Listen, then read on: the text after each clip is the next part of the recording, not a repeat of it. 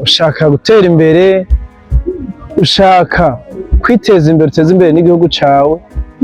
ariko mu gihe usanzwe ugendana n'abantu bari munsi yawe, abantu mungana, atavyumviro bitandukanye mushobora guhana kugira ngo bishobore